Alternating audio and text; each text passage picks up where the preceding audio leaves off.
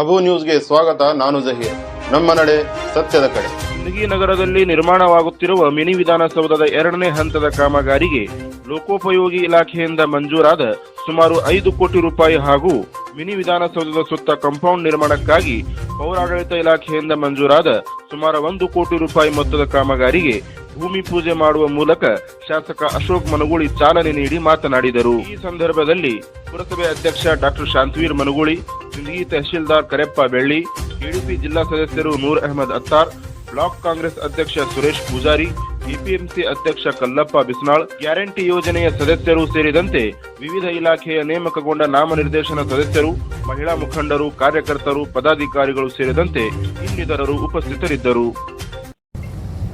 ಸಿಂದಗಿ ನಗರದಲ್ಲಿ ಸಿಂದಗಿ ಮಿನಿ ವಿಧಾನಸೌಧದ ಈ ಮುಂದುವರೆದ ಕಾಮಗಾರಿಯ ಒಂದು ಭೂಮಿ ಪೂಜಾ ಸಮಾರಂಭದಲ್ಲಿ ಭಾಗವಹಿಸಿರುವಂಥ ಪುರಸಭೆ ಅಧ್ಯಕ್ಷರು ಮತ್ತು ನನ್ನ ಸೋದರರಾದ ಡಾಕ್ಟರ್ ಶಾಂತವೀರ್ ಮನಗೂಳಿ ಅವರೇ ಮತ್ತು ಈ ಕಾರ್ಯಕ್ರಮದಲ್ಲಿ ಭಾಗವಹಿಸಿರುವಂಥ ಸಿಂದಗಿ ತಹಶೀಲ್ದಾರರಾದಂಥ ಸನ್ಮಾನ್ಯ ಕರೆಪ್ಪ ಬೆಳ್ಳಿ ಅವರೇ, ಮಾಜಿ ಪುರಸಭೆ ಅಧ್ಯಕ್ಷರು ಮತ್ತು ಆತ್ಮೀಯರಾದ ಭಾಷಾ ಸಾಬ್ ತಾಂಬೋಳಿ ಅವರೇ, ಕೆಡಿಪಿಯ ಜಿಲ್ಲಾ ಸದಸ್ಯರಾದ ನೂರ್ ಅಹಮದ್ ಅತ್ತಾರ್ ಅವರೇ, ಮಾಜಿ ಪುರಸಭೆ ಅಧ್ಯಕ್ಷರಾದ ಹನುಮಂತ್ ಸುಣ್ಗಾರ್ ಅವರೇ, ಎಪಿಎಂಸಿಯ ಅಧ್ಯಕ್ಷರಾದ ಕಲ್ಲಪ್ಪಣ್ಣ ಬಿಸ್ನಾಳ್ ಅವರೇ, ನಮ್ಮ ಬ್ಲಾಕ್ ಕಾಂಗ್ರೆಸ್ಸಿನ ಅಧ್ಯಕ್ಷರಾದ ಸುರೇಶ್ ಪೂಜಾರಿ ಅವರೇ ಮತ್ತು ನಮ್ಮ ತಾಲೂಕಾ ನೌಕರರ ಸಂಘದ ಅಧ್ಯಕ್ಷರಾದ ಅಶೋಕ್ ತೆಲ್ಲೂರ್ ಅವರೇ, ನಮ್ಮ ಪುರಸಭೆ ಮುಖ್ಯಾಧಿಕಾರಿಗಳಾದಂಥ ಸನ್ಮಾನ್ಯ ರಾಜಶೇಖರ್ ಅವರೇ, ಇಲ್ಲಿ ಸೇರಿರುವಂಥ ಸಮಸ್ತ ಎಲ್ಲ ಗಣ್ಯಮಾನ್ಯರೇ, ಮಾಧ್ಯಮದ ಎಲ್ಲ ಬಂಧುಗಳೇ, ತಮಗೆಲ್ಲರಿಗೂ ಈ ಕಾರ್ಯಕ್ರಮದ ಮೂಲಕ ನನ್ನ ಶುಭವನ್ನು ಕೋರಿ, ಈಗಾಗಲೇ ನಮ್ಮ ಬ್ಲಾಕ್ ಕಾಂಗ್ರೆಸ್ ಅಧ್ಯಕ್ಷರಾದ ಸುರೇಶ್ ಪೂಜಾರಿ ಅವರು,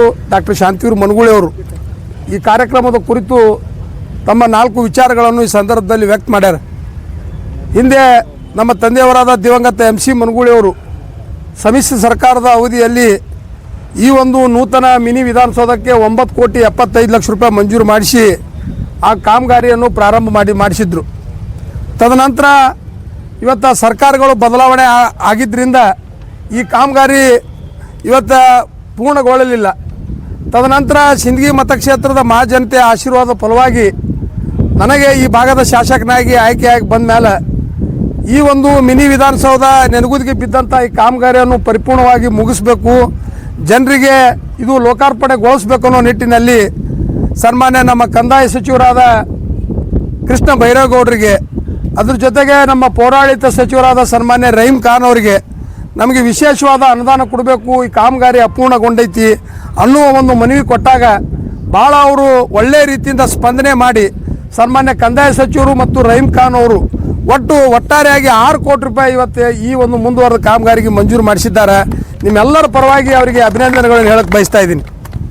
ಇವತ್ತು ಬಹುದಿನಗಳಿಂದ ಅಂದರೆ 2019ರಿಂದ ಕುಂಟುತ್ತಾ ನಡೆಯುವಂಥ ಈ ಕಾಮಗಾರಿ ಇವತ್ತು 6 ಕೋಟಿ ರೂಪಾಯಿ ಮತ್ತೊಮ್ಮೆ ಮರು ಮಂಜೂರಾದಂಥ ಈ ಒಂದು ವೆಚ್ಚದಲ್ಲಿ ಆದಷ್ಟು ಬೇಗನೆ ಇದು ಪೂರ್ಣಗೊಳ್ಳಬೇಕು, ಜನರಿಗೆ ಇದರ ಸದುಪಯೋಗ ಪಡಿಸ್ಕೊಳ್ಬೇಕು ಅನ್ನೋ ನಿಟ್ಟಿನಲ್ಲಿ ಈಗಾಗಲೇ ನಾವು ಗುತ್ತಿಗೆದಾರರ ಜೊತೆ ಒಂದು ಸಭೆಯನ್ನು ಮಾಡಿ ಇವತ್ತು ಡಿಸೆಂಬರ್ ಅಥವಾ ಜನವರಿ ಒಳಗಾಗಿ, ಅಂದರೆ ಡಿಸೆಂಬರ್ ಮತ್ತು ಜನವರಿ ಒಳಗಾಗಿ ಸನ್ಮಾನ್ಯ ಮುಖ್ಯಮಂತ್ರಿಗಳು ಇವತ್ತು ಸಿಂದಗಿ ನಗರಕ್ಕೆ ಆಗಮಿಸೋರಿದ್ದಾರೆ.